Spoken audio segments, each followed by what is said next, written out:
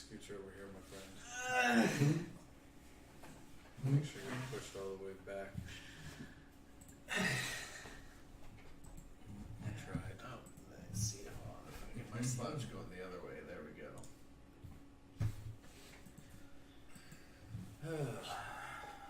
Alright, introductions. We're doing another podcast. We still haven't figured out what we're going to call it yet. We should probably figure that out. I don't know. We can just go with no name. It's like how my Steam profile is just a question mark still.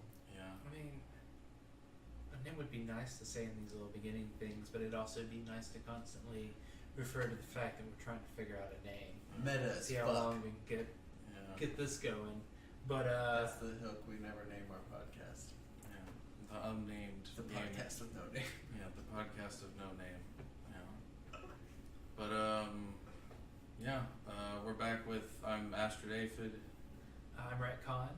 And I am Calabashed. And what have y'all been doing this week? What have you been doing that's non-gaming related? I mean, does that count for stuff like we've been doing with the channel?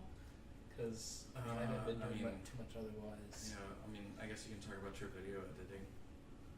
Oh yeah, well, I mean, we got the Baldur's Gate videos up as we said we would do last week. Yep. Got your 3-part playthrough with Calabash over there. Yep. Those are up on our YouTube page, and I recorded the first episode of what I'm calling pushing content. I'm going to get that edited and hopefully up in the next day or two, so look for that Wednesday or Thursday of the upcoming week. And what does that first episode pertain to? It's Final Fantasy Record Keeper. It's a mobile game. It's just introducing players to the mechanics before I start actually doing the harder content in that game. Awesome. Doubling down on the ninja audience. So, Calabash, what have you been doing this week? I worked my normal 9-to-5 job. Oh, don't talk about that. No one wants to hear about Yeah. your 9 to 5. Could have discussed that for... Yeah, that's snooze fest. Oh, I mean, Oh, okay. I ran our 40K game. There you go. I noticed you playing video non-video game yeah. stuff. Well, we managed to put together some Death Watch 40K miniatures. Oh, that's true. I guess we did do that. Yeah, That y'all was, did that. Not excruciating and oh my goodness. Eye-opening process. I think I injured myself in the process from just like hunching over for like 4 hours. Oh wow! It was ridiculous. That I just didn't notice my terrible posture. I was just holding those 2 tiny pieces so intently, focusing on them like, you will come together and you will stay. I will will this to happen. I mean, the sacrifices we make for the Emperor. But Yeah. I mean, to be fair, we were making Necrons, so. Yeah. you know. Ooh. Oh yeah, that too. We made some baddies. That was our first test. That was your punishment. Yeah. Yeah, now we just have to decide if we're ever going to paint them or if they're just going to be green. I mean, well, we'll start with unpainted and we'll see how tenacious we want to get. Yeah, I feel like getting them all put together is probably... I'm definitely down to start with real paints, though. We can go to that 40K shop and get actual paints that they recommend. Yeah, we should definitely do Instead of the sparkly metallic ones that we bought from Hobby Lobby. For Shout out to Hobby Lobby, my friend. But we don't shout out the 40K shop. Wow, we're the worst. Warhammer 40K Cafe and Grapevine. You are awesome. Well, whoa! Stop! Neither of these places are giving us money. If they want to give us money in the future, we'll keep mentioning Then you them. can shell out the name. Oh man, whatever. I mean, I feel like it's really what a businessman. What a businessman, Retcon. Yeah, no, he's just pulling that off the Judge John Hodgman podcast on Maximum Oh Fun. my god! They're not giving us money either. Yeah, but shout out to things you enjoy though. It's Yeah. good. It's good. But let's dive into some gaming related news. The Xbox One had a terrible error, and the network was down. I mean, you could say the network was down, but honestly, it sounded like everybody got patched, and the patch was just a terrible development patch that caused everybody to have a continuous error. You couldn't even play games that were offline. Wow, what a development! Yeah, like I forget the tweet that the guy sent out. It was part of Xbox. I think he said something along the lines of failed development patch working on it, and I was like, how do you not test that? Where's your QA? Like, I'm sitting there watching Kingdom Hearts 3 release, and I'm watching Twitch, right?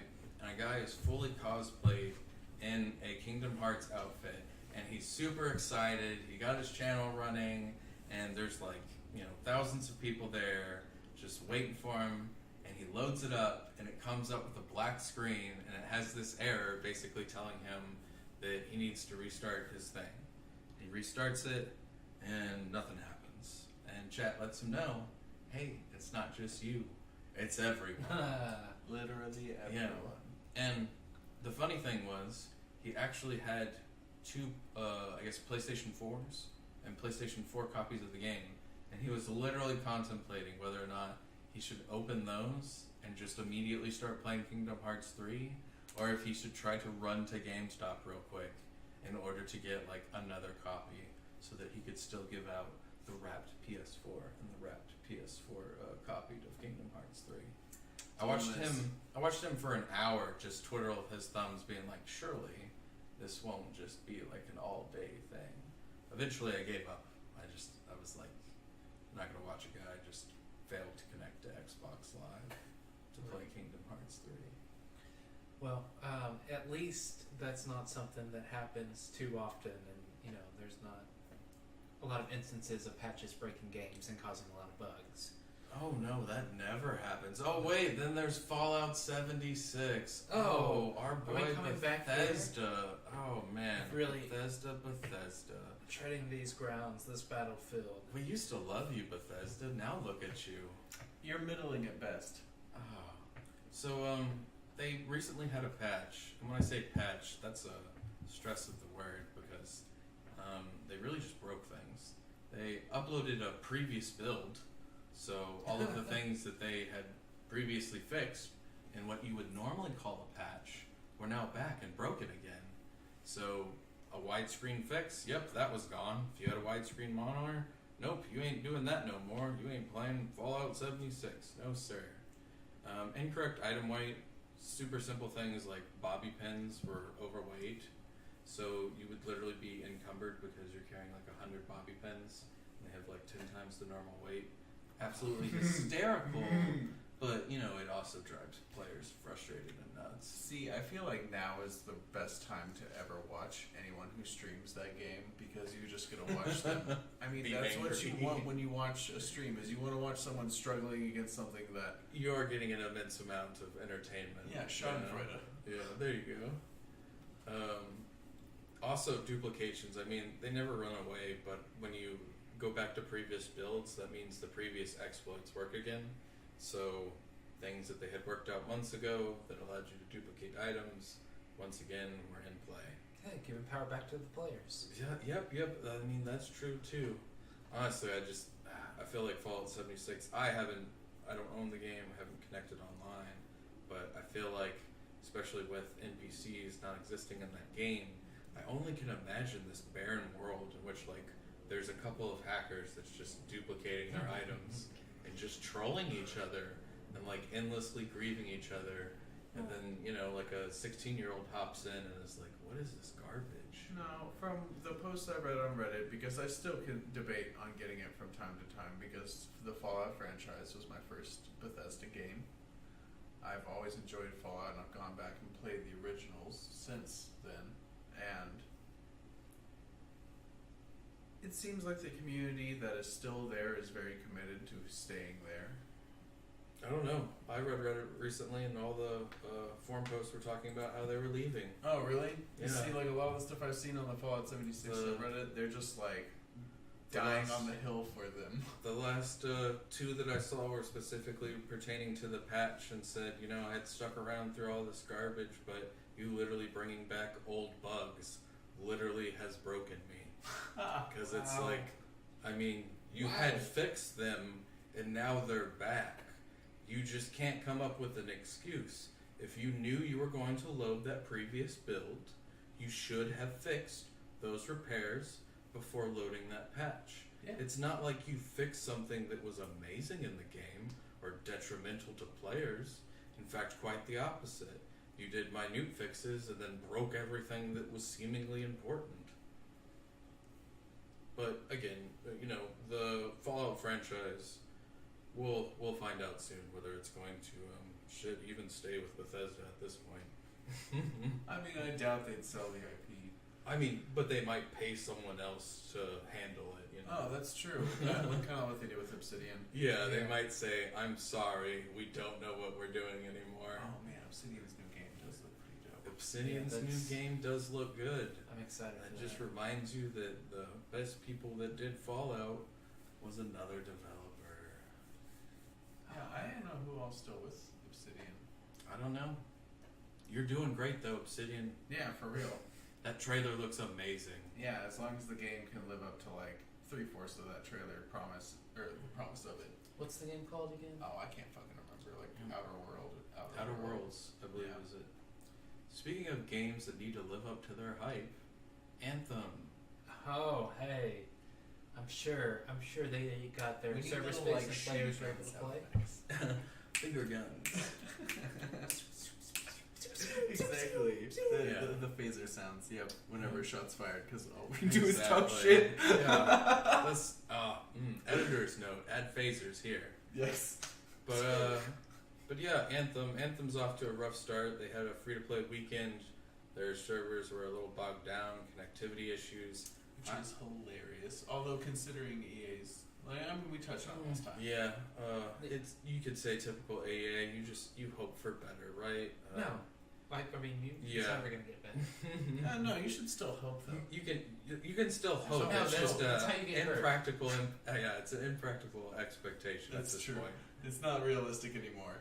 But after that failed demo over the weekend, people were hoping to set everything off with a good start. But unfortunately, screenshots leaked basically about how they intend to do microtransactions.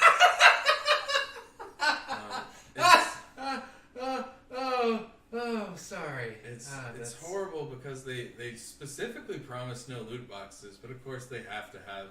Of course, I mean, you gotta have some sort of microtransaction. No, you actually don't. I'm being sarcastic here, but maybe there's actually game developers that don't seem to understand that if you're making me buy the game, especially if you're a AAA title and it's like $60, the last thing I expect to see or want to see is additional microtransactions. If you're a free-to-play game, notice how that model is very different because I haven't paid you any money yet. Everybody loves to point towards Fortnite and say, well, this is okay because of Fortnite. Notice how people don't buy Fortnite. What's that for parents getting duped For on Christmas? Yeah, I know. I'm glad you don't understand. But, I I mean, don't there are... understand the words that you... he's deleted it from his mind. It's a very good thing. In fact, more people should do it more often. Just delete the word from memory. Why? Well, Then how do you describe every 2 weeks? I mean, you just be happier, though. Ignorance is Every bliss. paycheck. Yeah, every paycheck. That's a good way to describe every 2 weeks. But specifically, the microtransactions in Anthem, there's a screenshot that was leaked, and I mean, $20 for a skin. I mean, come on. So, Well, look at those that big thing hanging between his legs. I'm not even going to pretend to be interested because I come from a world in which like Warframe has awesome, magnificent stuff, and that just looks bland. It's not encouraging. It just looks like a dude in atypical armor with fucking ostrich legs. Why do they have ostrich legs? Why are they backwards? Why are they bent backwards? Someone explain it to me. I bet it makes them run faster, Brian. I bet it's Stability. because they're stupid. And someone decided it as a design choice and thought it looked futuristic. It doesn't. That's not how human legs bend. That's not going to make Who us says faster. that's a human? You're literally a human inside that exoskeleton. Oh, fucking seriously? You actually have an animation where you step inside the Oh my god. Yeah. Yeah, then I'm sorry. BioWare, what you doing? You can see next to it there's a big, thicker, harder to defeat one, Dreadnought armor pack. Also $20. Then you get down to animations. You want to do a little dancer jig. That'll be $12. You want to change the material type? of your gun, that'll be $8. Special insignia or icon, you want a skull somewhere, that'll be $4. Okay. And they did mention in the leaks that these weren't set prices, but these are ridiculous prices for Yeah. just cosmetics on a game with an upfront cost. Yeah, they're not set, but they're inside the screenshot of the game. I know, wanna- right? It's in the interface. I want to point out something really important about this screenshot. This says featured. New items in 29 minutes. Does that Yeah. assume that these are cheaper prices than what you would normally pay if they weren't featured? No, it's telling you in 29 minutes there will be new items. These are the store the isn't store like everything will- available. at Yeah, once. the store will rotate Okay, these. that's it. That sucks too. Yeah. Well, it adds exclusivity to buying skins. Which makes garbage. it again, and they're trying to look at Fortnite and just copy it and be Yeah. like, remember how Fortnite only gives them out for a certain phase? That'll make them really rare, and people will pay more money if we offer them again. And it's Kinda because really Fortnite well. has normalized things like that, though. People try to point it out. Man. And Yeah. granted, it is different, but it has normalized the process of paying for skins. Well, I mean, plenty of games did that before. Oh yeah, That, like but League of Legends, for yeah. example. it's just everybody and their mother looks to it as an easy way to make a quick buck, and I don't mind it, especially in terms of cosmetics. It's just egregious because it's a $60 AAA game. If you want to give away cosmetics, at least make it reasonable in your $60 triple game that I've already paid $60 for. I mean, we're talking about, this is worse than Heroes of the Storm, who had $15 skins. I thought it was out of my mind then. $15, but they were like, Blizzard fanboys, they'll love that individual character and they'll want to customize it. And you know what? Sometimes they were right, sometimes they weren't. And it was also a free game, so And again, going back to the model point, it's like free game over here. You already spent $60. I can get 4 of those skins. I just expect so much more. I mean, we were talking about last week with Overwatch skins. yeah. Impressive characters, full-fledged bushy beards, And they look magnificent. and easily acquirable through in-game currency. Yeah. Now look at this. It's just so lackluster. And If anything, the interface looks more appealing to me than the actual stuff in the You know, store. I was gonna say that interface is actually kind of nice. Oh yeah, I was like, good UI job, guy. Good job. I like it. It's simple. I know where I'm going. But it's clean. Yeah. Has very nice lines. The first time I saw the screenshot, though, I noticed it was in VLC player, and I was like, I just want to see the video because you can see they stopped at that mark. It's 19 minutes. Yeah, and I was like, could have had a 19-minute video, but they just screenshotted it. Then that also kind of begs to question, though, like cherry picking almost. There's 19 minutes of footage. And this is the one screenshot It's get the out of it. one bit that gets leaked. You Yeah. definitely always have to question when you only have one aspect that gets leaked, but you also can assume the other 19 minutes is them playing. That's also very true. Alright, enough of talking about Anthem trash. Let's go on to Metro Exodus. What's this? So, Epic does Fortnite, correct? Yes, that is the reason why people are now trying to put things on the Epic Store, is because all of these kids have Fortnite.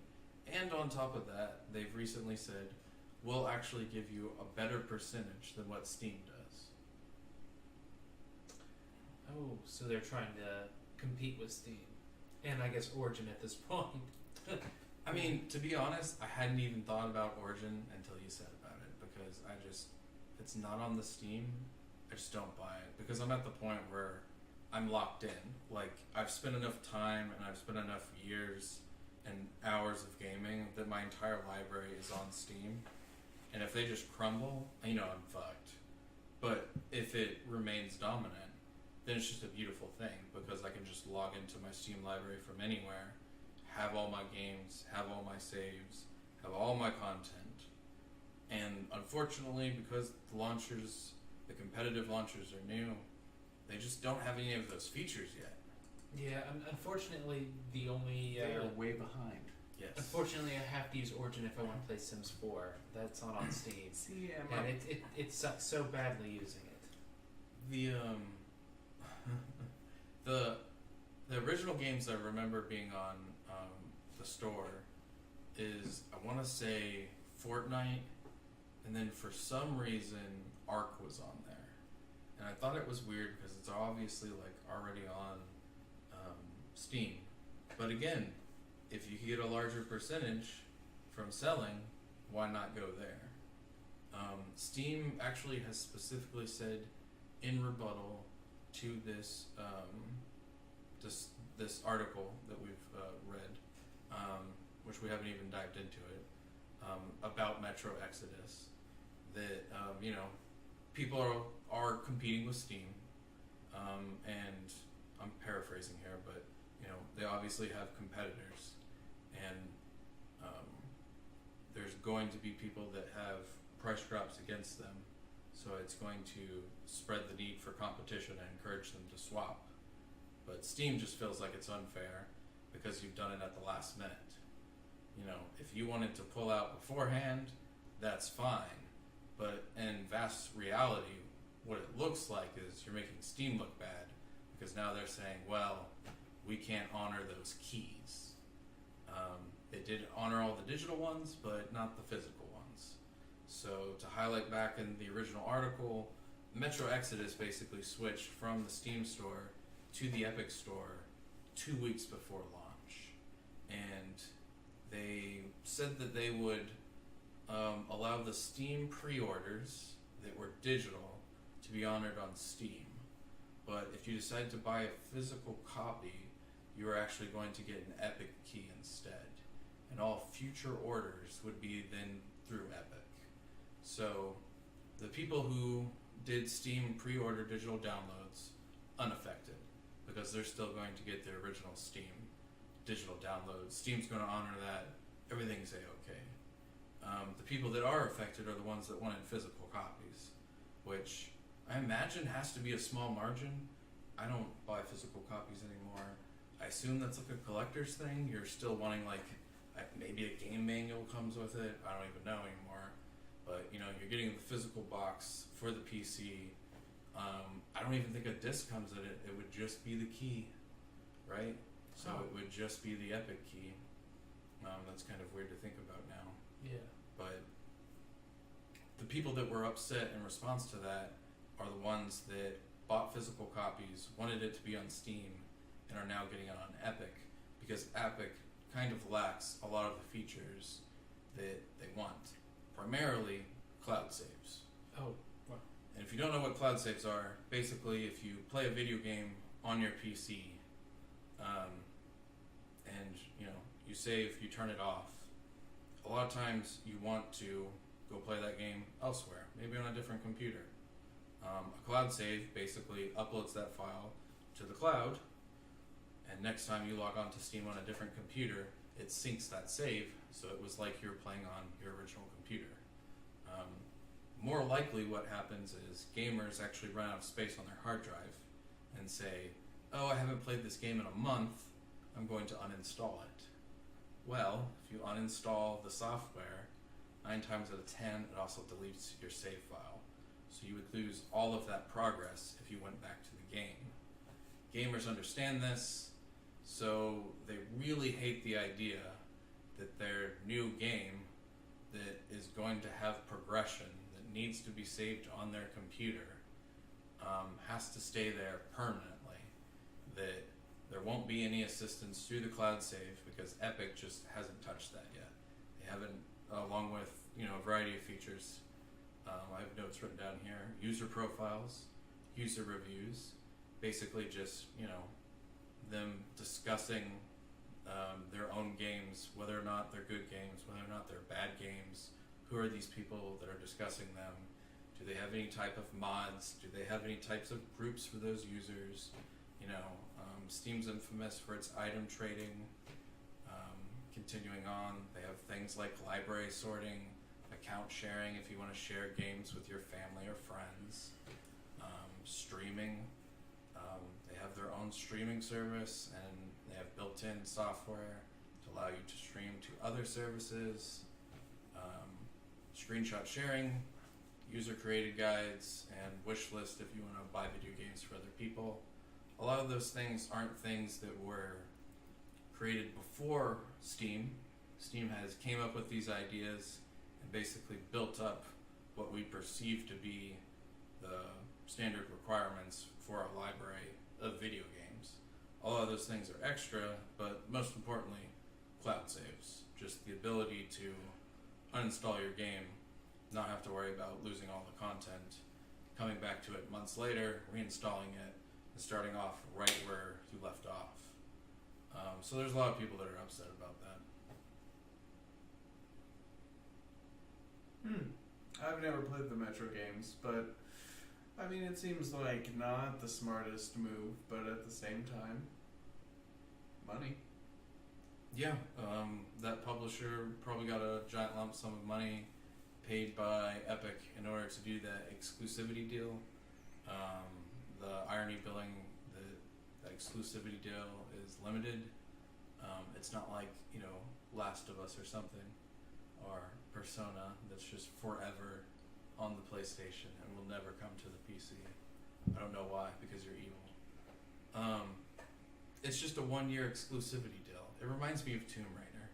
Tomb Raider did this deal where it was like exclusive for a month on PlayStation, exclusive for a month on Xbox, and then exclusive for a month on PC.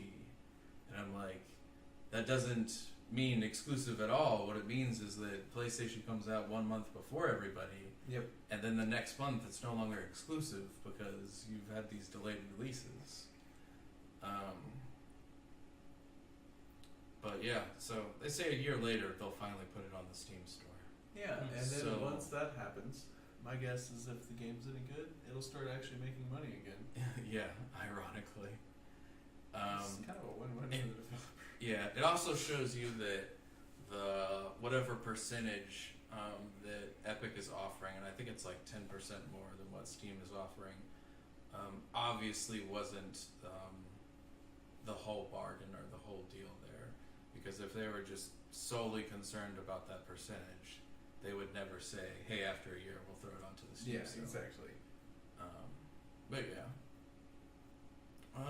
It's a disappointing development, though. Yeah. Next, we can talk about Civilization 6. Should be coming up with a new expansion pack called The Gathering Storm. We've all played Civilization across the years. I can't even remember which one I started with. I wish it was Pirates. I wish I've played Pirates. Where can I find this game? Maybe we should play that for retro. I mean, it may be in Steam Store. Yeah. I don't think it is. That seems like too good to be true. I bet that's on a ROM emulator or something. Probably. Yeah. But The Gathering Storm's coming. It's a new expansion pack. It's going to introduce 8 new civilizations, 9 new leaders, 2 new mechanics, one of them being climate change, the other ones being disasters. I actually haven't really been a fan of the DLC for Civilization 6. I didn't buy any of the civs because I'm one of those people that I'm a penny pitcher. I feel like you should put all those civs together and then just offer it to me in one DLC package. That's why you have to pick them up when they're on sale. Yeah, like I hate the idea of being like, oh, I don't know what they are, $6 or $9 or whatever. I'm like, I don't want to spend that. Like, group them all together, give me a $30 DLC and I'd buy it. When I finally did buy the DLC, I don't remember what it's called, but it added the advisors and the I think that's called Rise and Fall. I'm yeah, not Rise and sure. Fall. It just didn't work. It didn't work for my computer. I don't know what happened, but immediately after the installation, it screwed up the dialogue trees. Options wouldn't appear.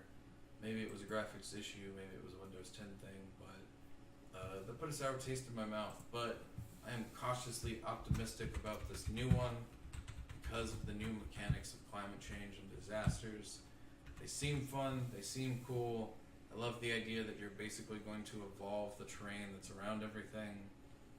The idea being here that when you go through like an industrial revolution, if you're burning a bunch of coal and say you're Russia and all your resources depend on you being in snow and the tundra.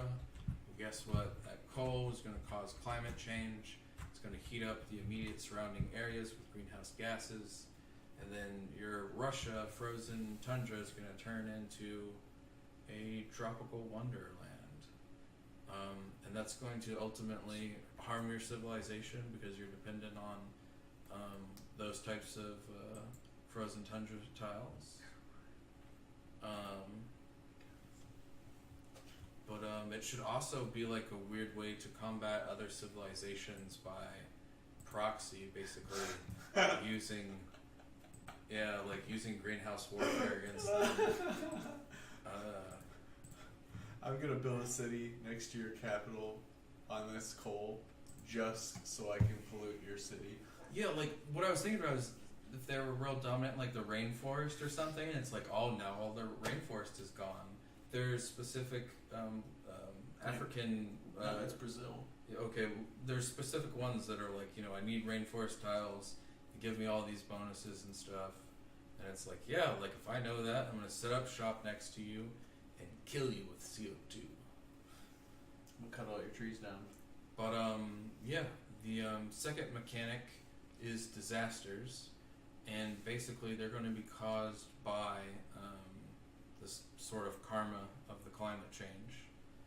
If you're doing terrible things, burning all those fossil fuels, you're going to create natural disasters, which will include floods, volcanoes, and tornadoes. All the things that you'd see in like the SimCity games. Yeah. So, Except for, it sounds like in some cases you've caused some of them. In other cases, a building next to a volcano because you were an idiot. Yeah. And I don't know how that'll work out. I assume it's like you building next to a mountain, and then you messing up and it becoming a volcano. Because the only volcanoes I know that are currently in the game are just natural wonders. But yeah. I mean, if you're getting the benefit from that natural wonder, maybe they plan on punishing you for it in the future. Maybe Yellowstone will blow. But yeah. Our cats agree. Hey, kitty.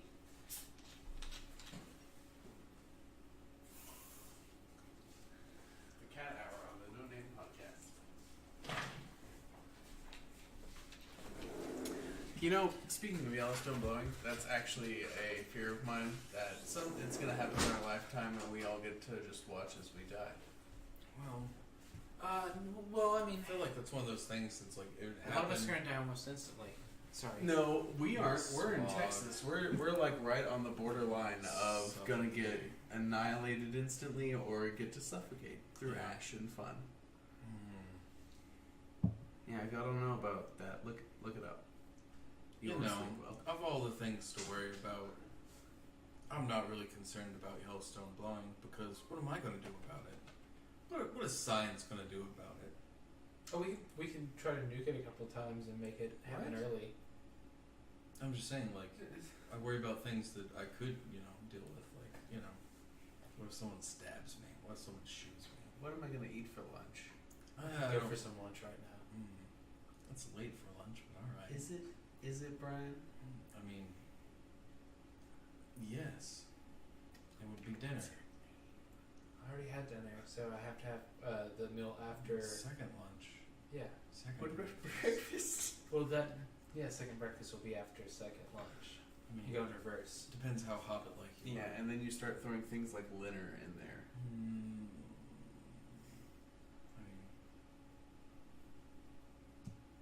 Make everyone real uncomfortable. that's like brunch. It's like that's just not Mm. a word. Brunch is awesome though. Brunch is Linner okay. is just a made up garbage, sad meal. I don't understand. I mean, you either want breakfast or you want lunch. There is no in between. It's because of some of the items that you like, the dishes you can get at brunch. I feel like are what make it like brunch. No, like what dish do you get at brunch? that Eggs makes- Benedict and things like that. But why isn't that just breakfast? Because British people in like 18 something decided to make brunch a real thing. Right, but like I can go somewhere that serves breakfast and get eggs Benedict.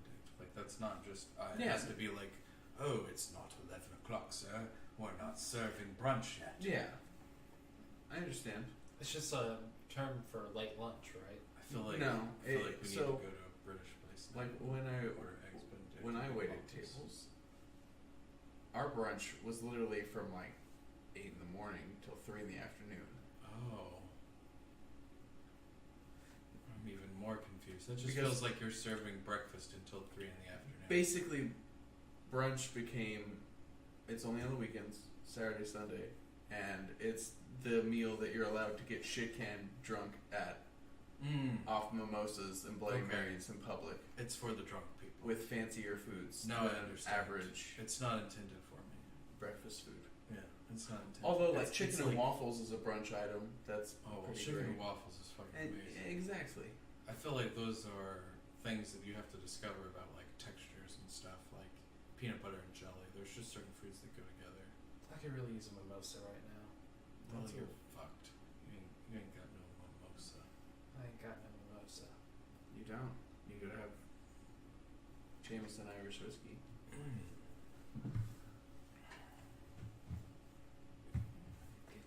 Get It's like mimosa you're stuff. gonna make yourself a drink.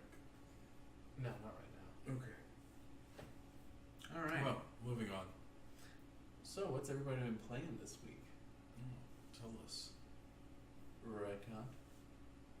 Why am I going first? Because you're in the middle. What? That isn't even how these. What?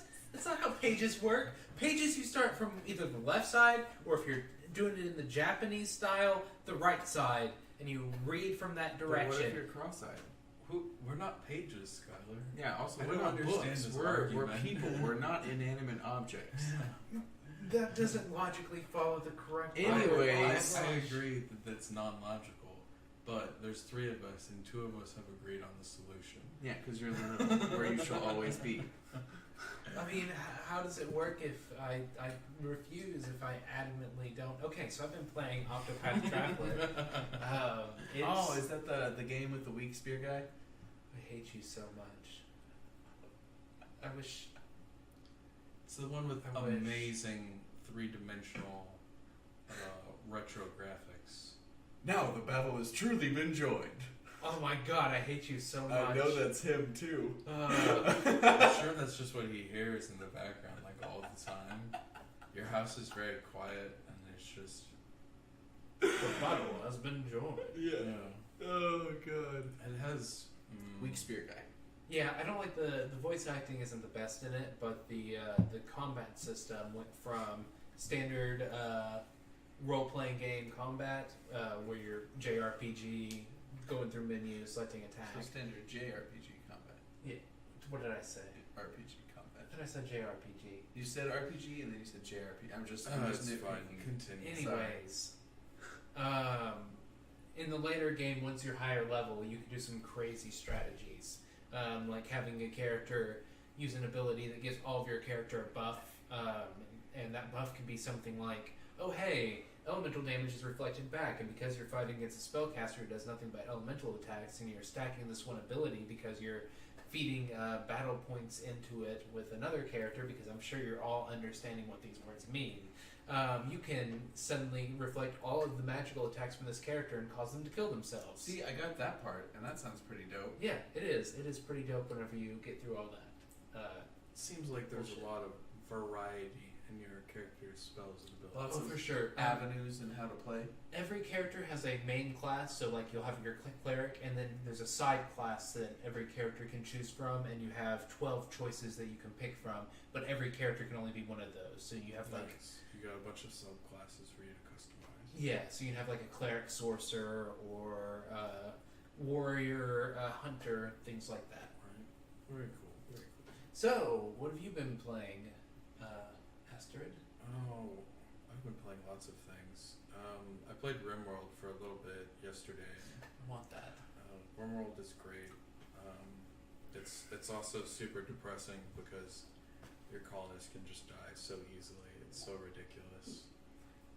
You'll start out basically randomizing characters who have different skill points, whether it's in cooking or fighting or shooting or growing plants or mining or cutting down trees. And in the standard format, you only get 3 characters, and it's really hard to get 3 characters that have skills in all of the categories. So some of them either are going to be absolutely terrible at things, or if they have a 0 in the category, they just can't ever get better and they'll just never do it. So that can be bad. For an example, if you get a bunch of hippies who can't shoot, that means that you start off the game with a bunch of guns and they just refuse to pick up the gun, and they're never going to pick up that gun. So there's obvious things that you just, you don't want to do. So you'll randomize your characters so you don't get 0s in shooting. But for example, you could have a 0 in art, because you're just going to say, you know what, this guy just isn't going to work on sculptures. He's going to do anything else but artsy fartsy stuff. Unfortunately, I always seem to forget something, so I always end up getting characters that are really, really, really bad at things that are super important. And I'll have one guy that's just, he's okay. He can do the thing, and there's no penalty against him. But what always happens is, for an example, I'll have a medic, and then he'll have 5 in medical, and everybody else will have 1 in medical. So it'll rain, and the medic gets sick. Okay, well, that means that the people with 1 ability in medic have to go heal him. Well, they're just going to fail and fail and fail, and you're just going to run through and use all of your medical supplies as they attempt to just heal him this one time because he has a fucking cold. And you know what? Maybe after 5 or 6 times, they'll finally be successful, and they'll get 8% quality on healing. And so that guy's going to get the fucking flu and get sicker. And you just go through this process of, I've got to use even more medical supplies because he's even more sick. And my guy still sucks at being medical supplies, so he just uses them and fails at applying. Until eventually you run through that 25 thing of medical supplies, and your doctor just dies. Oh. And then you're like, I now have 2 people that just can't heal each other. And, you could tough it out in the game, or you could do what I do and I just fucking restart. And so I haven't really progressed very far in that game because I always run into something like the only guy that can mine, and I'm literally my entire fortress is built inside of a cave, and the only guy left that can mine dies. I don't have money. I can't purchase, ironically, there's slavery in the game. I can't purchase another person. And I don't have people that are able to knock boots and make another creature. So, referring to a child. So I'm screwed. Yeah, I'm just screwed. So I end up restarting the game. And that's how a lot of my run-throughs have been, is I'm not completing the game and being successful in leaving the planet or conquering tribes or doing anything. I'm just getting to a point where I'm like, yeah, this is badass. Then something bad happens, and then I'm like, oh, well, now I can't do construction. My one guy that builds is dead. I can't expand anymore. I guess I just start the game over. So it's a fun game, but man, you really got to be okay with that just insta remake process where you're like, this messed up. You can always do, what are they called when you just save a bunch? Oh, save scumming. There's a feature on there where it's just you can check at the beginning of the game basically to allow save scumming or to prevent save scumming, meaning oh no, this shit is permanent. And I always hit do save scumming, but I'm always I've gone too far. It's all of these things have built up to lead me to this point where it's this game is no longer I was accessible. meant to fail. Yeah, and I want to go back at that point and say, make different decisions. So it's a great game because it makes you want to play more, you learn from your mistakes, and you can just put endless amount of hours into it. The kinds of things that you can build and the kinds of colonies you can build are crazy. You could just be a potato farmer if you wanted and just sell potatoes. You could also do what they refer to as smoke leaf, which is basically marijuana. So you could be a marijuana farmer. You also can do like high-tech botany and drugs. So you can like brew their version of coffee and be a fucking Starbucks where just all the traders come through and have to buy fucking coffee so they can get hyped to go on their hunt.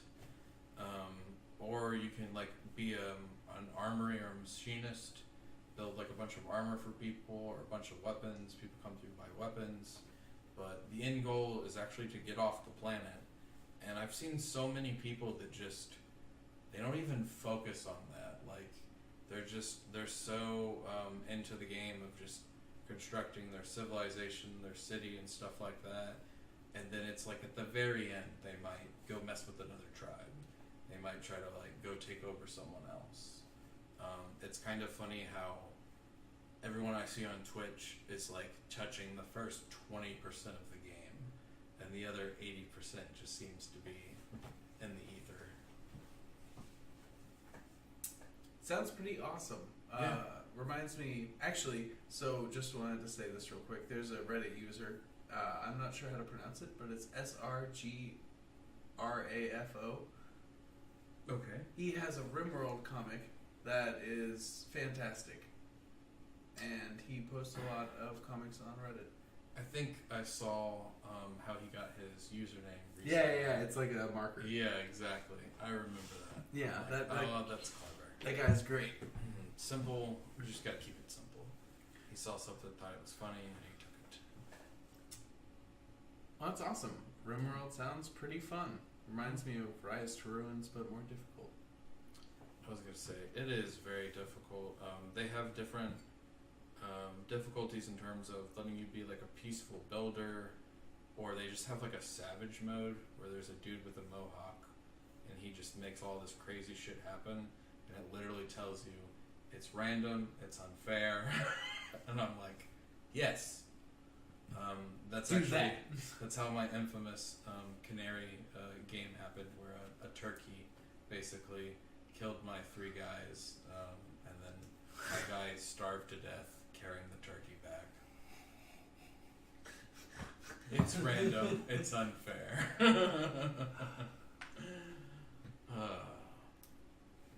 That's one for the Thanksgiving. I mean, that's a great story, though. There's, like, that game allows you to create those kinds of stories that you'll remember for stuff like that. I could easily equate it to D&D, in which it just lets you create those absurd moments where it's like, how could you let this happen? You have 3 guys with a gun, and there's 1 rabid turkey. How are they so bad at shooting that they can't kill him before a turkey kills them?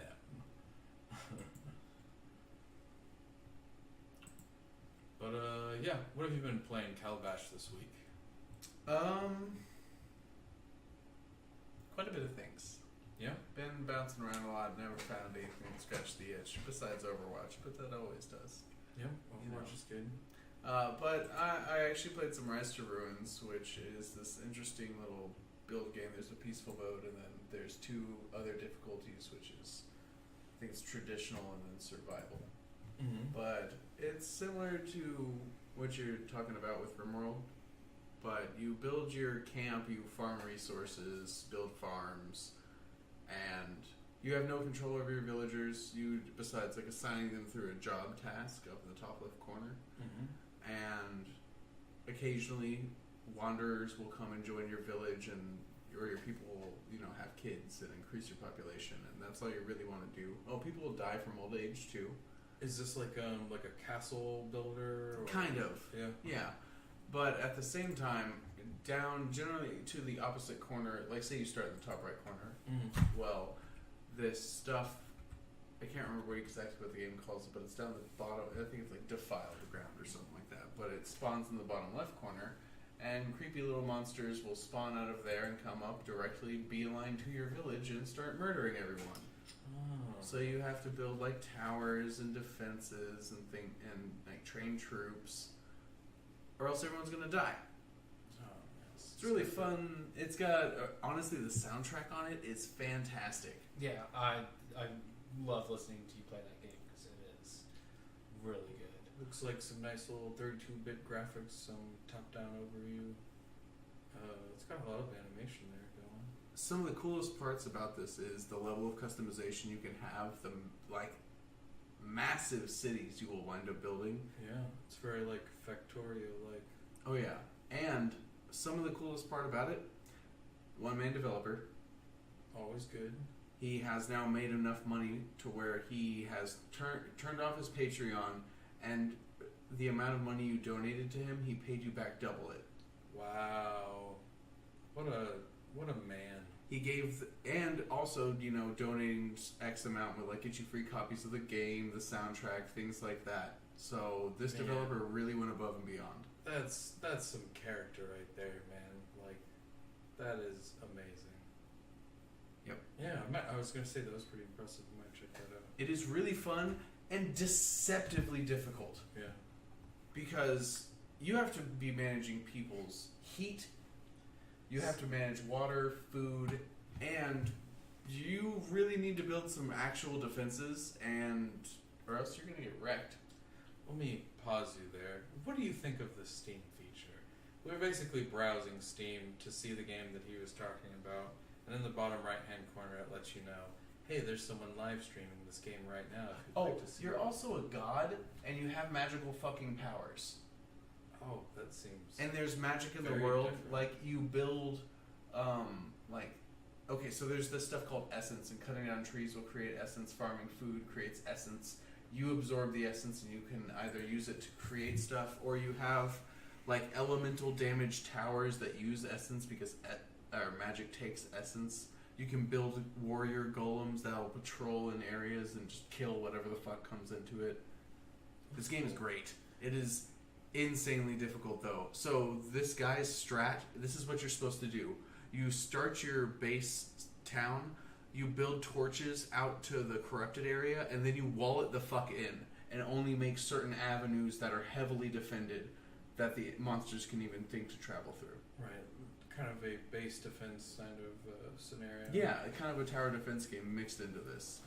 So, about this whole feature where somebody's live streaming, who is this even? Is it somebody associated with the game? Nope. Or is it somebody on my friends list? Nope. Or is it just some random person? It's a person. It is just a 100% completely random person, probably the person that has the highest amount of viewers who is currently streaming that game. Yep. I actually think that's really cool. Just Yeah. the fact that I can get an idea of So- how the game plays before even buying it. I had it turned off in the beginning because you would get the most random stuff ever.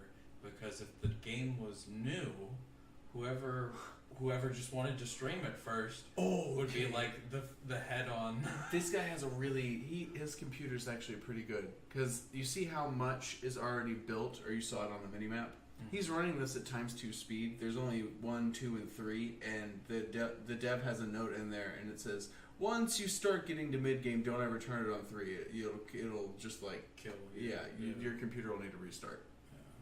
So he's in late game on ×2. Oh, I don't know if he's late game. He's only got 24 builders, but he's pretty deep in the game. But yeah, that's another instance of Steam coming up with some innovative ideas. Like I said, it had some problems there in the beginning, and that's why I had it turned off, because you'd see some 12-year-old kid who basically bought the Actually, game. you can kind of see it Struggling. Bought the game when it first came out, and because they were the only one streaming it, they were going to be the only one on the store page.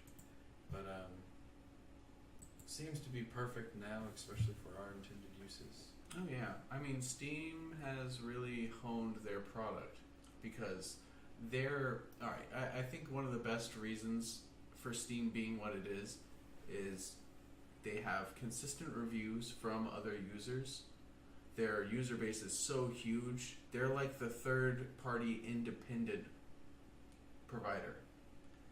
I'll be honest, I'm not sure how I feel about their reviews, and that's kind of just a thing in the modern generation where I'm just really skeptical of anyone's database that's just like, we've got all these people that have reviewed our products, and that allows you to say whether they're good or bad based off of user reviews.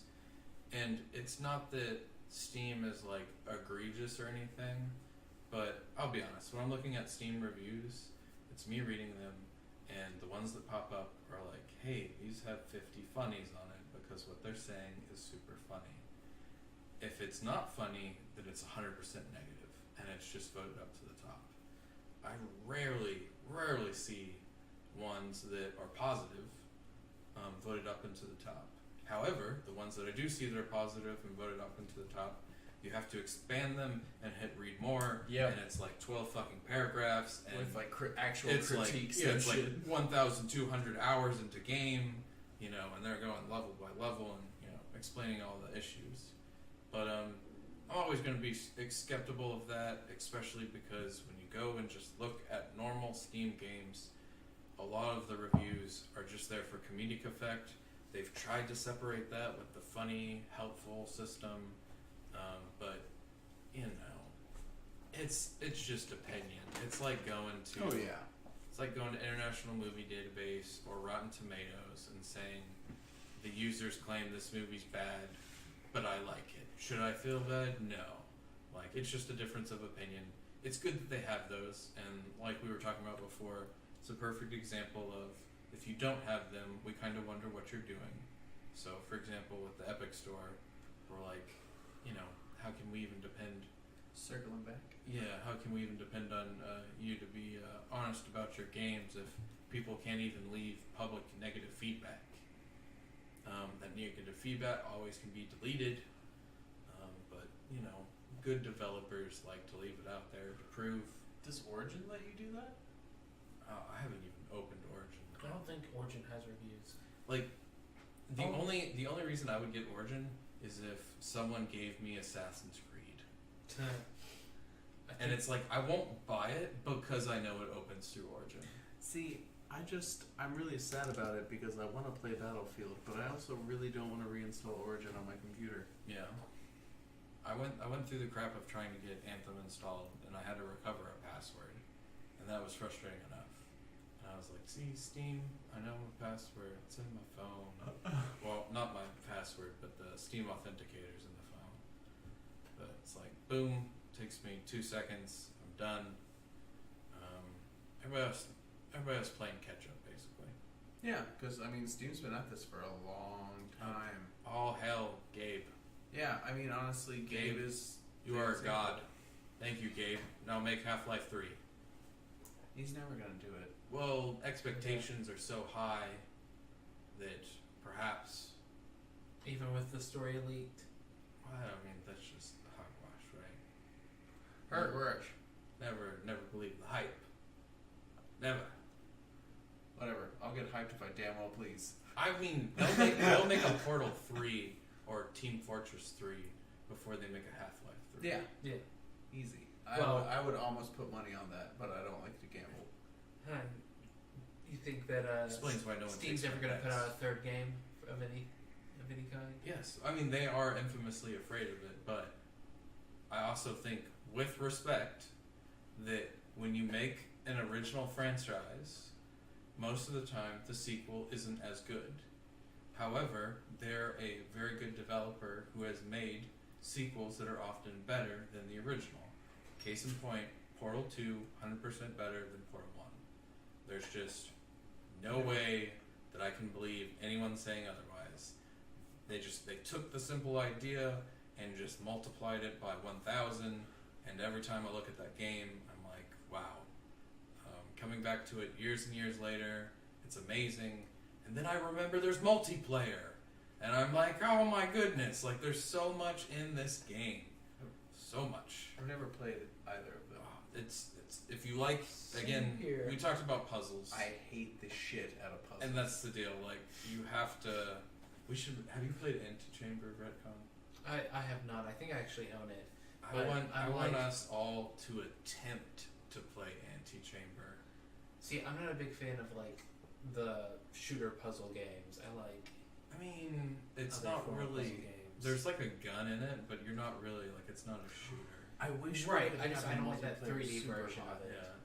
Huh? Super Super hot? multiplayer super hot, where it's Oh. like 1v1v1, like How deathmatch does that style. work though? Antechamber. That would just be a shooter. Antechamber would be a great game to stream while everybody's like inebriated and just like, man, it is one of those games that, you know, you start saying things Like, well, maybe it's like the Fibonacci sequence. Like, you just come up with more absurdly complicated ideas, and then some of them work, and then you're like, I think I'm understanding it.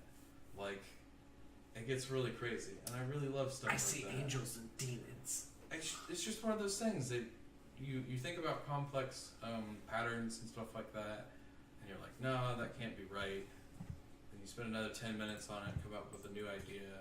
You're like, no, that seems even crazier. But then you test it out and it works. And so, Are you still talking about Antechamber? yeah, Antechamber. And so it's like the way you solve a puzzle is endless because of the fact that there's so many mechanics in that game that you can solve it in so many different fashions. I mean, that sounds pretty cool. But generally, I mean, you know my approach 99% of the time when it comes to us getting into a puzzle in D&D or something. I'm like, is there a person telling us it? How about we just murder them? That's what I'm saying. It'd be like an inebriation game of switch off the controller, let other people try, figure out what's happening, because this isn't something you can just like brute force through. Yeah.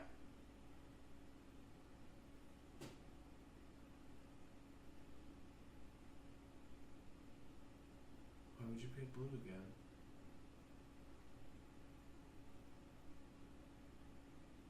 What?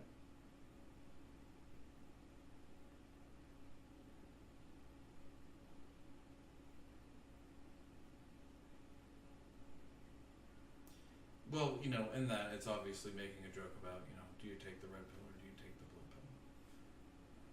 You blue-pilled beta cuck.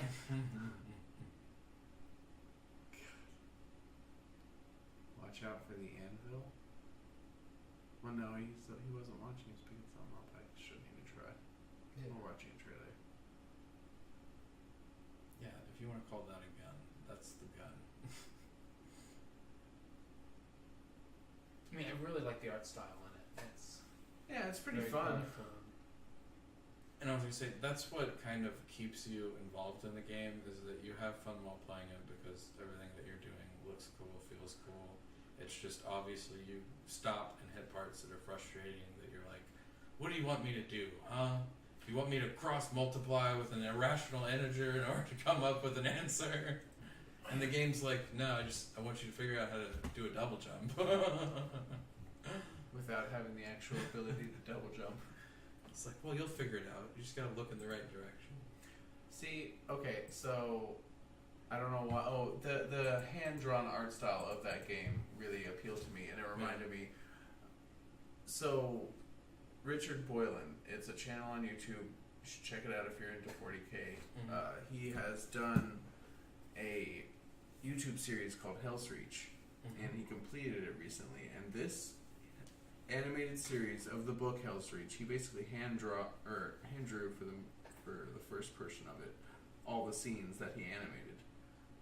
Or I mean, he might have had a team. I don't know enough about it. Regardless, Lead design. this series did so well on YouTube that it got him a job from Games Workshop doing a TV show, Nice. or at least an animated series. Yeah, that's nice. Yeah, so you should check it out if you're into 40K. If you're not and you just want to see a cool story, check it out. It's really well written. Speaking of 40K, let's discuss our roleplay highlights. Per usual, every week we're playing roleplay games. We've been playing Warhammer 40K Deathwatch, the RPG game. I don't know how to really separate that in terms of how do you differentiate that between the miniature tabletop army. Well, because that one's just Warhammer 40,000. Yeah, so if I just say Deathwatch, they just understand that I don't have Yes. an army of Deathwatch Marines. Well, as far as like the normal player base for that actually plays 40K, yeah, they Yeah. would understand because they would know that. I mean, especially with us prefacing like D&D and dropping things like that. I went to that store today, and I was Warhammer 40K store in Grapevine, and that's the first thing I thought of. Is they asked me if I was familiar with the hobby, and I just smiled, and I was like, "It's such a fucking loaded question." It is. Like, oh, I'm familiar with the fact that you're crazy, and you guys spend all this money doing these miniature stuff, and I'm just over here trying to play an RPG game. But you're getting me hooked. So stay over there and don't persuade me to buy anything. With your plastic drugs. Yeah. when I came in, the first thing they said to another group of people that they were showing around the store was, "We're the only ones in the United States that have these models. There's one other store in the United Kingdom that has it. Behold." And, they got this badass glass display with all these models. Kids go crazy. And I'm like, man, that stuff does look, legit. Their hand-painted stuff is just unbelievable. Oh, well, yeah, because they have professional painters on staff. It's unbelievable. So realistic. But I also have to just question, how much, You don't want to know. I do want to know. That's why I asked. Well, yeah, I mean, that's also true. And that's the thing, because I don't even know if you can buy those pieces. Some of the stuff is just strictly for display. Like, they'll have, 1997 Warhammer Winning Warhammer. Yeah. And it's you're not going to buy that. But, other stuff, for example, I found an Adeptus Mechanicus, straight up just the character, that you would have to, of course, cut and piece and glue together. But it's just one little sheet, right? That shit was $65. Oh my god. Oh, for the Magos? Or whatever? Yeah. I mean, it's a character. And I'm Yeah. I found one that was less cool, that didn't have the giant claw. It just had the pointy thing with a skull on it. And he had a book, and he was wearing a robe and shit. Sort of more of the classical one, less looking like the one that I have. And he was $35. And I was like, well, that's reasonable, but that's still what the fuck? I have to cut this shit out, I have to paint all of it, and that's $35 for just this one sheet. Well, you can definitely there's a tech priest that you can pick up that's $16, and he has one Mechadendrite on him, I think, online. Yeah, but you need to ask them if they sell bits. They have awesome stuff there. Warhammer 40k is awesome. I enjoy the game. Definitely seem to be getting back into miniatures lately. But I digress. Let's talk about what we actually did in our last RPG game. Let's see. DM. Y'all managed to not die. Yeah, that's very important, to not die. Killed a bunch of Tau. I say that was actually one of our players' plans, was to suicide his character in so he could remake it. And he forgot that. He didn't forget it. I was intending to help him with it. We were just unsuccessful. There is a reason why I'm crazy and irrational, and it's not because I'm a robot. It's because he specifically was like, yeah, I'm trying to remake my character. So, Yeah. I went out of my way to go into an armory where you say everything's explosive and try to let off a bomb.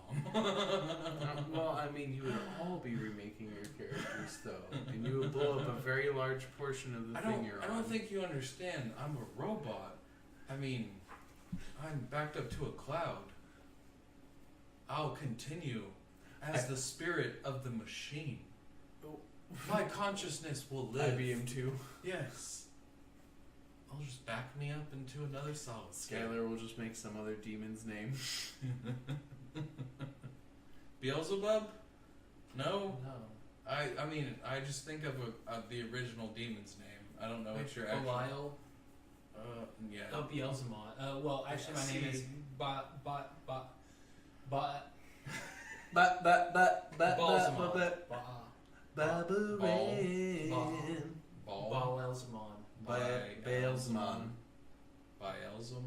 Beelzemon. We'll just Balsamon. BA''AAL. Yeah, and then let's see. You ran into some Eldar as you progressed your way through the space hole. Yeah. And no one believed me when I said they're really fast. I mean, I remembered you saying it, and then 2 turns later it was oh, they're really fast. And I mean, I was a little busy planting a bomb, so I couldn't assist my teammates like I usually do. I mean, in our 40k games, my tech priest attempts to access people's data directly by using his mechadendrite and shoving it forcefully into their face, and shoving it all the way into their skull, accessing their brain, usually causes rupture of data and beheads them. So that's usually how our 40k game goes. My tech priest rips off someone's head because I refuse to use a gun. Because that's just, that's just I mean, boring. you're in the future. Why would you use guns? I mean, clearly When they you have took things fancy with space weapons. swords. I mean, oh man, yeah. I do cut up some tech though. That is true. Use my plasma cutter a lot. In fact, I think you cut up some tech last game. Yeah, You did. I'm no Jedi, but if they gave me a fucking lightsaber, I'd go to town with it. I would break it because it's tech heresy. Scott. Oh, that's true too. I mean, in rare cases, the Emperor will approve of The machine gun. Yeah. I mean, maybe if it was a rare object that you bought from some other planet, like some. I just throw an Imperium seal on it. That's Just what really slap happens. the old Aquila on there. Let's We're be good. honest. That's what happens. Okay. Is we just throw a seal on it and say the Imperium made it because no one wants to discuss how we got it. So, real quick, you saying this. So they've released a Blackstone Fortress game, which is basically like you have a character. I don't really know how the game actually works. I just know it's like a box set game, and you play it with specific rules. But there's a character in there who's a man of iron, and in the Dark Age, like basically there was humanity at its peak, had robots essentially doing all the shit we didn't want to do, including fighting and stuff. Mm-hmm. Men of Iron were these crazy killbots who fucked up a bunch of stuff. Thought totally gone. Now, one of the characters in the Blackstone Fortress game is a man of iron, and the way he gets by is he just slapped a fucking Aquila on himself. Look, He's like, I'm official. yeah, I'm just a robot. I'm not artificial intelligence. Run along now. I'm not even gonna lie. Like it's clever because of how dumb it is. Exactly. Like It's honestly when I saw it and I read the little blurb about it, I was like, that's just gold. yeah. That's just pure fucking gold. Yeah. Hiding in plain sight. It's the best way to hide. If you've learned anything from the Harry Potter books. If you're gonna kill a baby, stab it. No, that's what they teach you in the Harry Potter books is there's a scene. It's in the movies too actually. When they're getting together in order to form Dumbledore's army, instead of going to Hogsmeade where all the kids are, they go to the really shitty Hogshead where all the like 60-year-old drug addicts go, and they immediately get spotted because they're fucking kids in the ghetto of Hogshead. And it's like, yo, dumbass, why didn't you just do it in Hogsmeade? And then everybody would just assume you're chilling in plain sight, having butterbeers. They wouldn't assume you're fucking up to no good because you're in the ghetto. In the ghetto. Hiding in plain sight. I'm pretty sure that made it into the movie. Oh man, let's talk about J.K. Rowling. J.K. Rowling, what are you doing with your books? All right. I mean, I whatever know. the fuck she wants. I know you broke Fantastic Beast, and you did it way after Harry Potter. And you yourself said they're unrelated. We're not going to attach the two. Sure, they're in the same Harry Potter universe, but let's be honest. You didn't think things through, so you didn't want to tie them together. And now, I don't even know how many years later, you've made the movie, you've came up with the second book, you've came up with the second movie. Now you're just being crazy trying to tie the two together. Leave my childhood alone, J.K. Rowling. Meh. See, I feel like this almost ties back to the Metro and Epic thing. Money. She's just greedy. I mean, again, I totally understand her doing her Fantastic Beast thing. She ran out of juice. She's got to come up with new stuff. Yeah, oh no. I just hate when they soil their own franchise. She already soiled it. I mean, yes. Nothing is sacred. She's done lots of bad things. I just mean, it's so much worse when you're like, oh, well, now you have to read these books in order to understand what really happened, and they're much worse. You know what I mean? Oh, I mean, from what I heard, the stage show was awful. You read the Wheel of Time series, right? Yes. Yeah. Okay. I stopped another. though, and like Path of Daggers or whatever. Okay, well, no spoilers, nothing like that. Just another Ace that author. I never like. Another author picked up at the end of that Yeah, series. Yeah, Brandon Robert Jordan Sanderson. died. Right, exactly. It's like, now imagine And he did if it when better. he picked up, he just did everything worse. Except it's Brandon Sanderson, so Right. he didn't. Right, and that's my point, Yeah. is that, like, there's the right way to do it, and then there's the wrong way to do it. No, and So, and in you're the great totally right. universe, the best possible author, basically, was able to end that franchise. Yeah. And, unfortunately, in this universe, J.K. Rowling is still trying to write Harry Potter books, and she just calls them Practicing Fantastic necromancy. Beasts. She's trying to bring back the dead. I really encourage you to watch that first movie if you have no idea what I'm talking about, and yeah, you'll just really understand about her not tying in, you know, you can't tie that in to any of the Harry Potter, because everything they do in that movie and in your book breaks all of the laws that you previously made. I mean, it was already egregious in the movies, and people want to just give you a go because you're like, you know, you're barely involved. It's the movies. It's CGI. They want to let Voldemort fly around. Fine. But now look at you. Well, I mean, Look at this nonsense. she hasn't done so hot. Like, all right, into the last book, all those fucking people die. Yep. Hermione has time magic. Why didn't the Oh, bitch just go yes. back in time and save everybody? Beautiful time turner. It's just She like, knows she fucked up. She knows that she created too powerful magic. Oh yeah. There's no way to contain it. My favorite thing to talk about is Dumbledore being in a picture frame. Like, come on. you don't realize your own lore and you don't use it to your advantage. Fucking up, baby. You fuck it up, man. Real quick though, since we did mention his name, Brandon Sanderson, fantastic author. Really love his work. You should check it out. It's fun. Read Cosmere stuff. Get into it. The community's pretty great. I thought about that, and I also thought about Dune, because Dune had a bunch of. That's what I was gonna actually tie it into, is that Dune had a bunch of other authors fill in the series after the guy was either done, passed Didn't away, his or son whatever. also get in on it too, or something? I'm not really sure. I just know there's multiple authors involved, and there's like 20 books in that anthology. And I've only read like 3. I read Dune, and Yeah. that was it. Yeah. If you've only seen the movies, read the first book or listen to the audiobook. The first audiobook, if you get the right one, I don't remember who it was read by, is just brilliant. But yes, they're making another Dune movie. If you know anything about Dune, it has had lots and lots of trouble getting movies made. It's had terrible time in the past. There's an infamous documentary called Jodorowsky's Dune.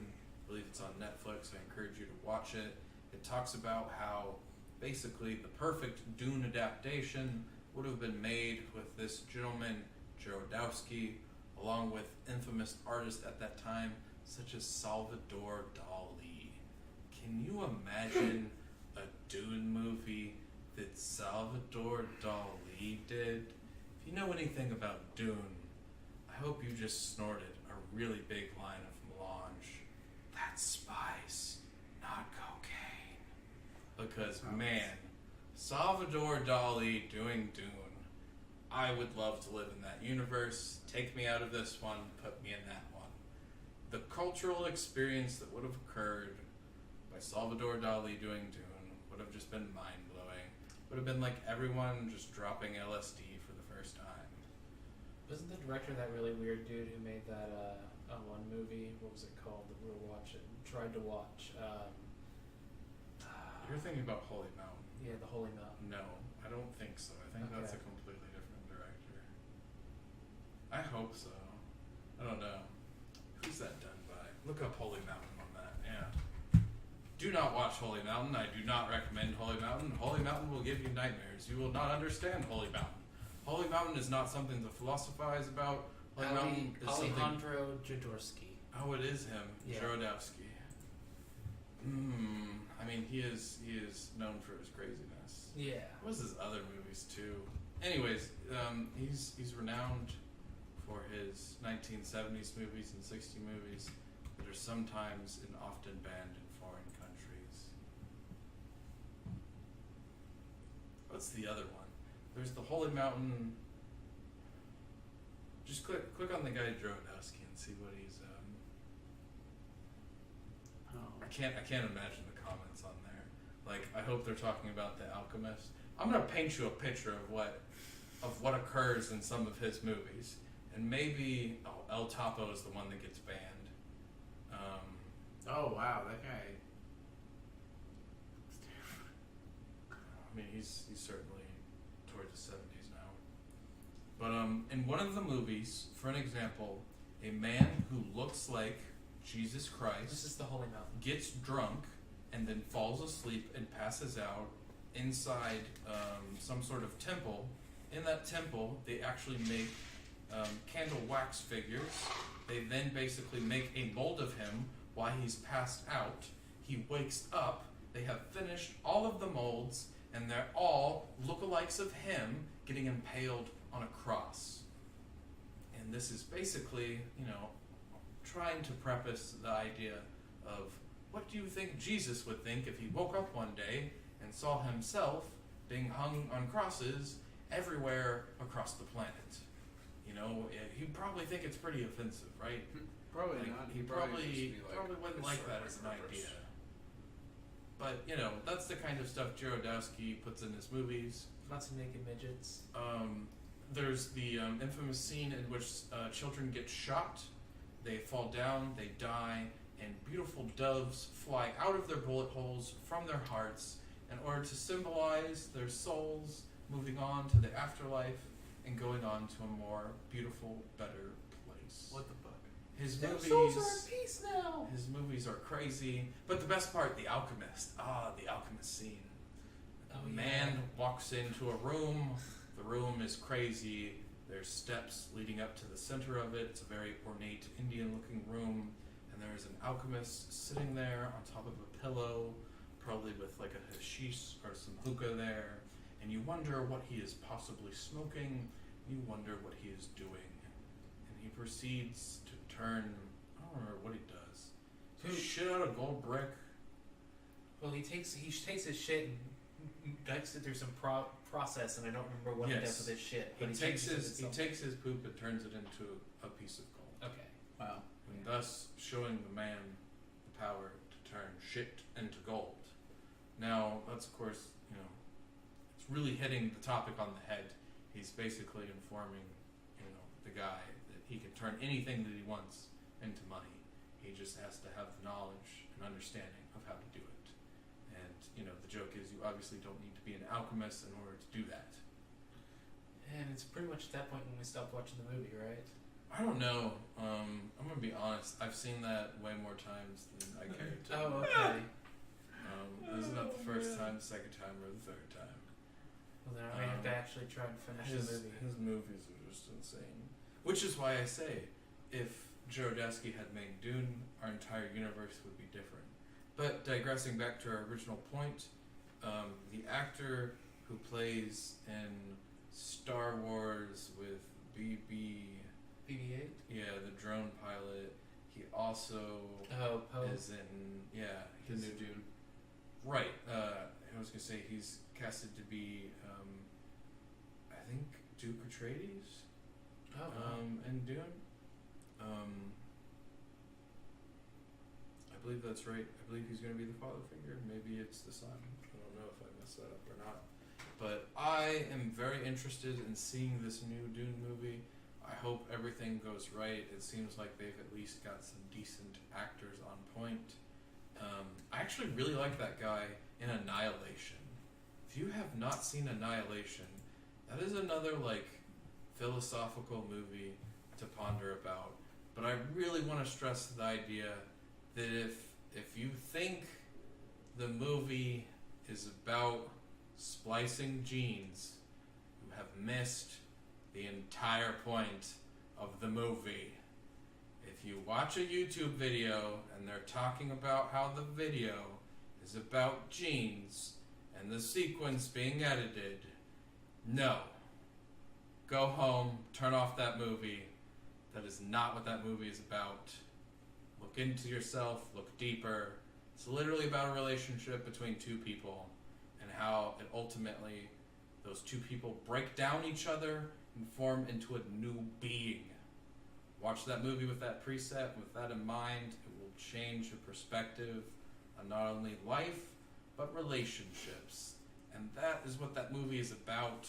They're merely using the genetic breakdown as a metaphor for the entire movie. If you can't get past the metaphor, then man, you're going to have a difficult time watching movies, especially the ones we recommend. But man, none of that shit is on our list for topics of discussion. So let's run all the way towards the end and get into some arcade eBay listings. Well, I got something here for you tonight. This is a Dreamcast. A what? A Dreamcast, but it is a Gundam RX-78 console. Only 78 of them were ever made. And they look very different. You can see the console itself is a purple color, purple bluish. I'd say blue. Yeah. Yes, it is a dark blue.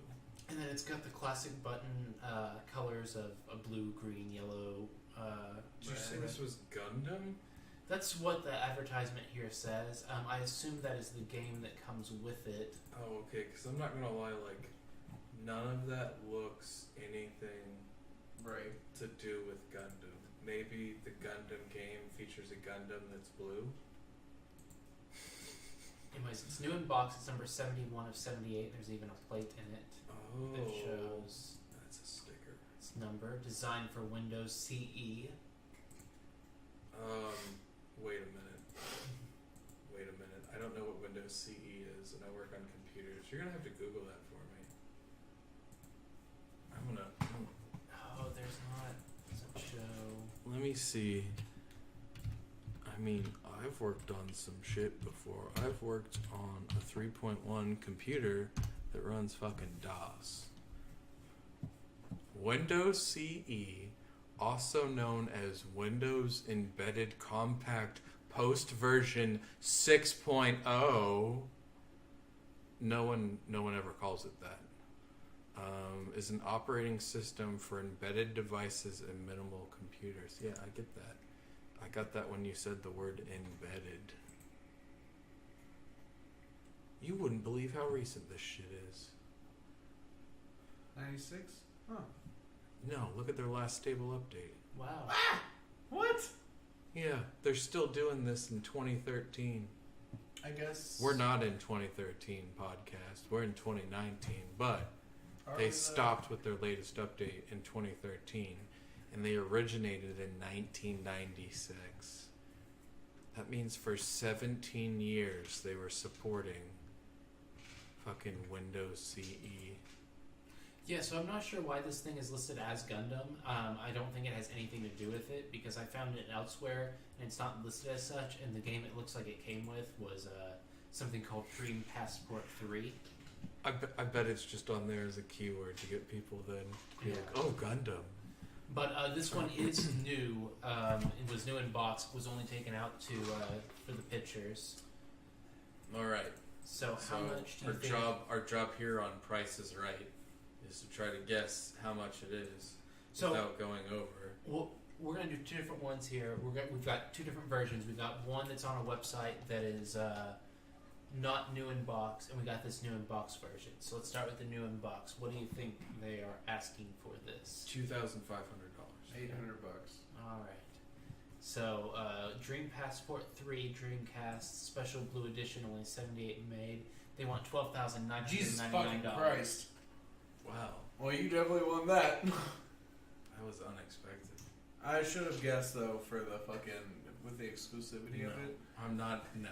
I Oh, think they're that's asking not for a very bit much. Yeah, it just seems a little ridiculous. You think the value of a car is a bit much? You think a mobile home is a bit much? I too think that is a bit much for a Dreamcast console that's painted blue.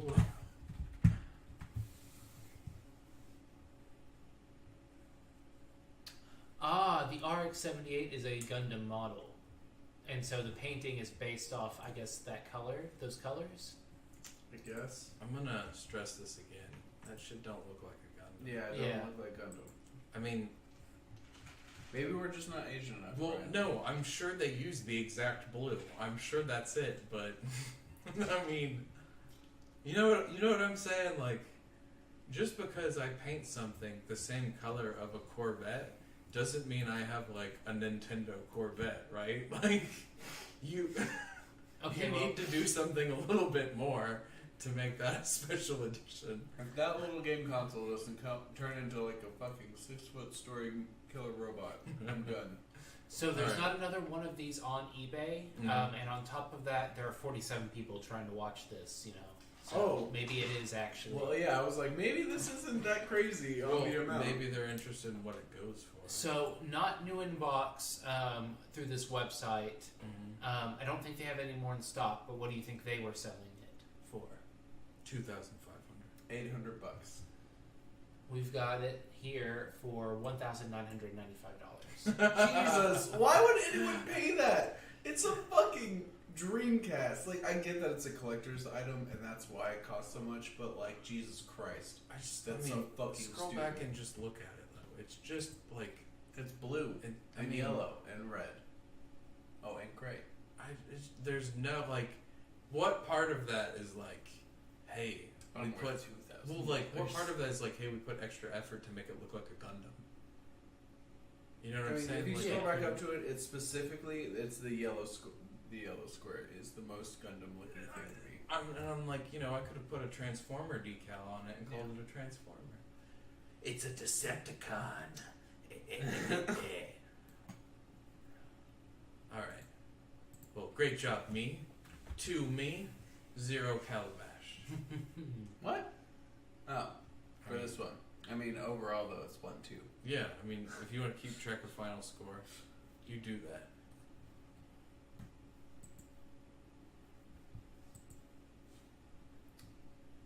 Are we gonna buy Gundam models? No, I mean, we could. I thought about doing it earlier. I was like, I could just buy everyone an SD one. Just be like, you're responsible. Make it happen. You'll enjoy it because they snap Yeah, together. it literally looks like they're trying to emulate that part in the The chest, chest, there. yeah. Yeah, see the Yeah. yellow part of it? Still though, that's a wank. That's just dumb as shit. I can't. I hope to God someone buys that just so one day It's just on like, a later episode of this podcast I can make fun of them for buying I that. mean, it's so dumb. I just can't stress like, no one will look at that and be like, oh yeah, that's the Gundam one. Was it the half-ass yellow triangle at the bottom? Yellow Right. Bombers. If Gundam was not mentioned, you definitely wouldn't have recognized it as Gundam. Oh God, no! No way! No, There's no not even, fucking way! A decal or anything on it. That's what I'm saying. Like, it's just so lazy. It's amazing. That's why they only made 78 of them. I like how and on it says 71 of 78 custom Dreamcast. Yeah. Not even saying the model or anything. But then you get that fancy design for Windows CE. Updated until 2013. Much, much farther than the Dreamcast lifespan. Oh, poor Dreamcast. I don't think that is the proper way to say that. It had so much going for it. No, it didn't. That's why it Sega's- died. Sega's still alive. That's fine. Yeah, sure. Yeah. Off their gaming IP. Yeah. Remember Sonic? Yeah, Sonic. Remember? When the fuck is that Sonic movie coming out? I cannot stress Oh, I'm I how hope looking it never forward to comes that. out. That just I sounds cannot- like garbage. I cannot stress how uncomfortable I was when I saw the teaser trailer and they had intentionally kept the hedgehog completely in the dark so they could hide the fact that they hadn't finished CGI. But just judging from the shadows, you could see that he had like fucking jacked, and I mean jacked legs, like unparalleled. Like, here are my biceps, and they are now my legs. And I don't remember that happening in Sonic. Just Google Sonic Legs movie. 19?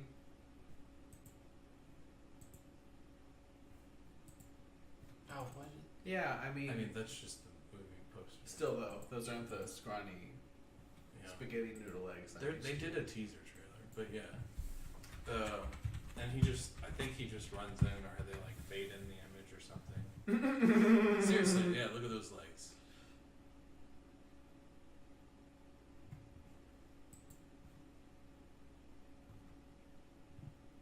Again, it's not done, so they just won't show it. That's disturbing. I mean, that's what he's gonna look like. Is that a real? Nah, that can't be real. That looks like shit. The model looks okay, I guess. But yes, can't wait for that Sonic movie to come out.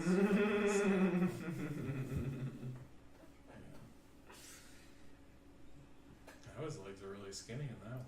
It's saying it's gonna come out what, November of This 19? year. Yeah. That is far away. Hey, remember Pixels? Good. You shouldn't.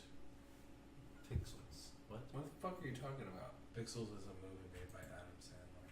Oh yeah, no, I remember that. Yeah, that's a hot garbage ass movie. You know, infamous studios like Sony paying rich, famous people. Well, I don't know if he's really rich or famous, but I mean, people know him. Adam Sandler. More famous than we are. That's for sure. Hell, Adam Sandler was good when he was younger. It's just yes, and that's the thing, is that's what's disappointing about his career. He just got more family oriented stuff. He stopped appealing to our audience. He started committing massive fraud. Come at me, Adam Sandler. I'm calling you out on it. James Marsden's gonna be in that fucking movie. As Tom Wachowski, the newly appointed sheriff of Green Hills. Mike Wazowski, sorry. Who's playing Eggman? Jim Carrey. Are you lying? No. That is brilliant. I want to see Jim Carrey. Why does Jim Carrey always pick like the great role for him, but just it usually ends up being a terrible movie. Like I feel like he was a fun Riddler. He knows how to pick a role that's good for him. It's not his fault that the movie's terrible. He's good despite the fact that the movie's being terrible. That's true. Like you were saying, perfect example in the case of the Riddler. He's great in the Riddler, but man, if you go back and watch that movie, it's not a very good movie. Batman has nipples. Yes, he does. It's very important that in your bat armor you have very pointed nipples. I hope that I wish for that audio clip would get taken out of context. was Just like- Batman has Yeah. nipples. There's the scene. That's the scene. No, go back to it. That's the scene where he goes and makes poop from gold bricks. Yep, Don't you just love that scene? No. It's all rainbow and shit. I don't remember that. It's probably a good thing. There's all the wax figures of it. That's unpleasant. Yeah. Yep. What? There's some weird nudity shit.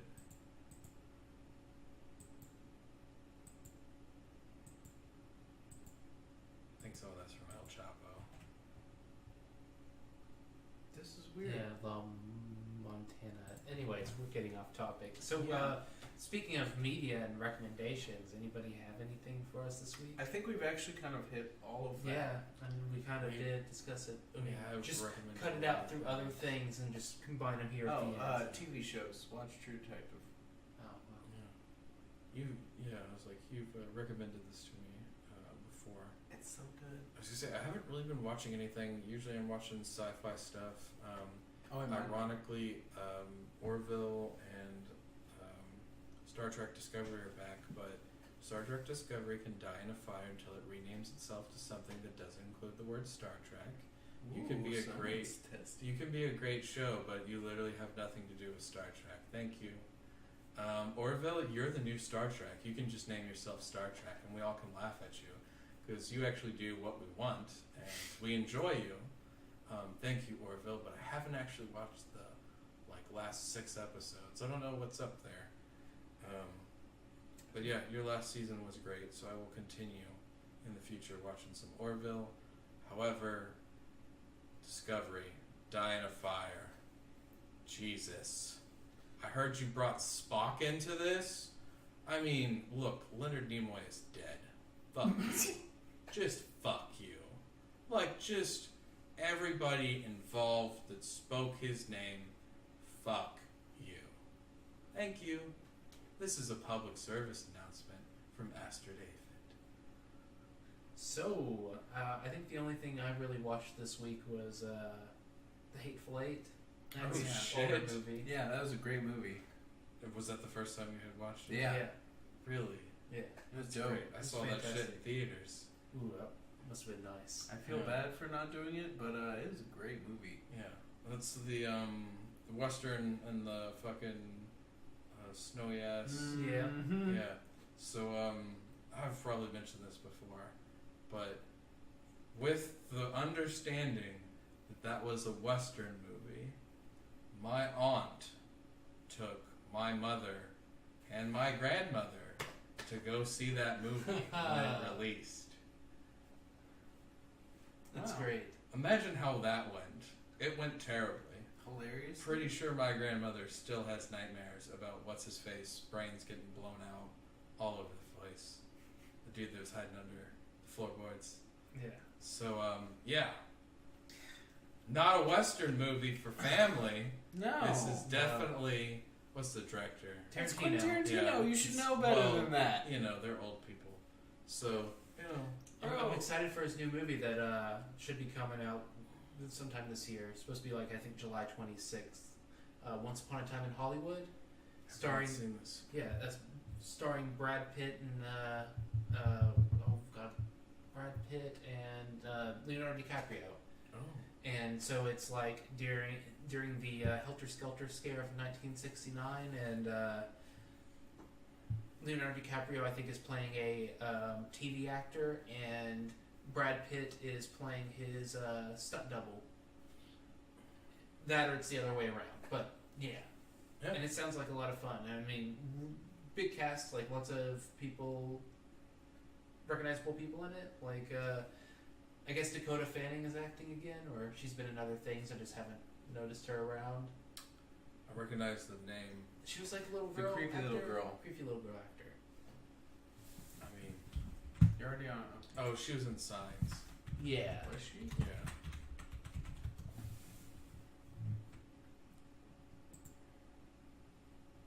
Oh God, that's all.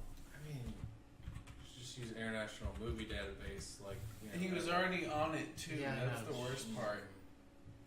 I mean, does this help you? No, it doesn't. Just This use is International Movie Database. Yeah, I mean, we already saw what she looks like. Why do you keep bringing her up? She's creepy. Oh, I was just seeing if she was in Signs. War of the Worlds. Oh, that's what she's in. She's in World of the Worlds, Yeah. not Signs. Oh, she. She's the other one that, you know. But what's his name? Was in Hateful Eight. One of the two bounty hunters at the beginning, and not Samuel L. Jackson. Oh, Russell Crowe. Yeah. No, wait. not No. fucking Russell Crowe. He was in Tombstone. Kurt Russell. Yeah, Kurt Russell. Yeah. Wow, Russell Crowe. Yeah, I was going Russell Crowe. with Russell. Is that the dude from Gladiator? Yes. Okay. Well, yeah, great recommendation. I think that about covers it, unless there's anything else you want to say. That's it. Yeah, I mean, I Yeah. think that covers about everything we want to discuss for the night, plus a little bit extra. All right. Well, thank you all for listening. Yeah. And,